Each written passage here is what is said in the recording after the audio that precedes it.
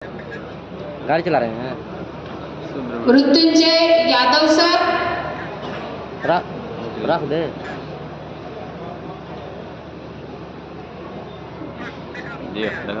जय मूल निवासी। जय मूल निवासी।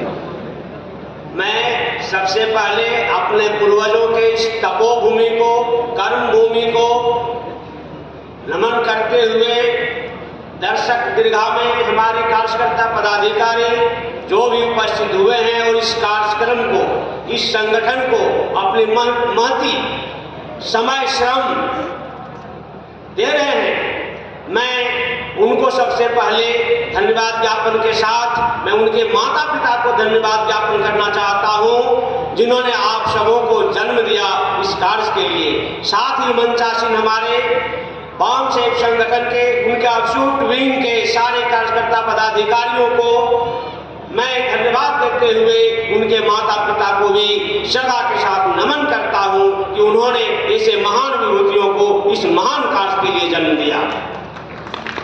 विषयांकित बातों पर आप लोगों को बहुत सारी बातें पूर्व वक्ताओं ने बताया। सबसे बड़ी बात है कि बिल्ली को दूध की रखवाली के लिए नहीं रखा जा सकता, क्योंकि दूध और बिल्ली में बड़ी यारी होती है। जहां तक सवाल है विषयांकित बातों में कि क्या हम राहुल गांधी अर्थात कांग्रेस के ऊपर अपने हक अधिकार के लिए उसको प्रतिनिधित्व दे सकते हैं, मेरा मानना है कभी नहीं, कभी नहीं मैं कह सकता हूं।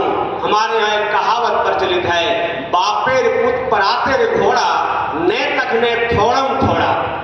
इसका अर्थ होता है कि बाप का गुण अपने पूर्वज का डीएनए ट्रांसफर होते रहता है एक पीढ़ी से दूसरे पीढ़ी तक। आपको ज्ञात होनी चाहिए काका कालेकर की कमेटी का गठन बीचों के हक अधिकार उनकी पहचान के लिए की गई थी। जिस काका कालेकर कमेटी की रिपोर्ट को पंडित नेहरू ने रद्दी के टोकरे में डालने का काम किया, अपने बाप के नक्शे कदम पर चलते हुए इस यहूदी नस्ल के जातियों के द्वारा भी उसे दरकिनार किया गया, और जब बेटी की बारी आई तो उन्होंने उसे पैरों से रौंदा।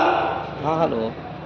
दूसरी बात है, जब मंडल कमीशन की रिपोर्ट को लागू करने की बात आई तो इंदिरा गांधी के सुपुत्र ने अपने दादे परदादे के नक्शे कदम पर चलते हुए नॉन स्टॉप 3 से 4 घंटे तक मंडल कमीशन के विरोध में अपनी बातें रखी और पानी पी पी करके सदा संसद में चुप रहने वाले, जिसके ओठों पर वाणी का नामो निशान नहीं दिखता था, इतनी आक्रोश कि पिछड़ों के प्रति वो गुब्बारे बन बन करके फूट पड़ने लगे।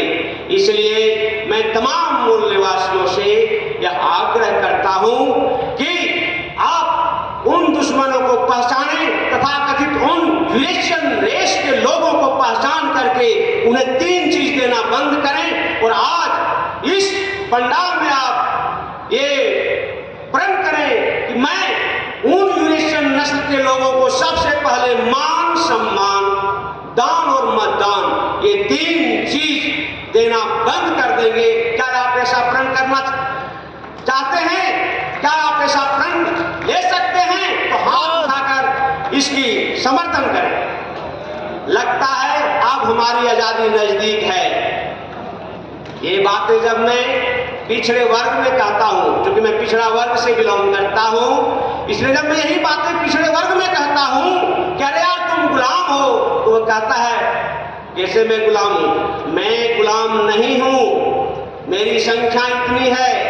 तो साथियों, मोटा मोटी तौर पर मैं और 2 बातें आप लोगों को बताना चाहता हूं कि हम जब गुलामी मानसिकता में घुस जाती है, जब वो आदत में शुमार हो जाता है, तो हमें एहसास नहीं होता कि हम गुलाम हैं। मैं इसके ऊपर एक छोटी सी लघु कथा बताता हूं कि गुलामी कैसे हमारे दिमाग में, पिछड़ों के दिमाग में कैसे घुसा हुआ है।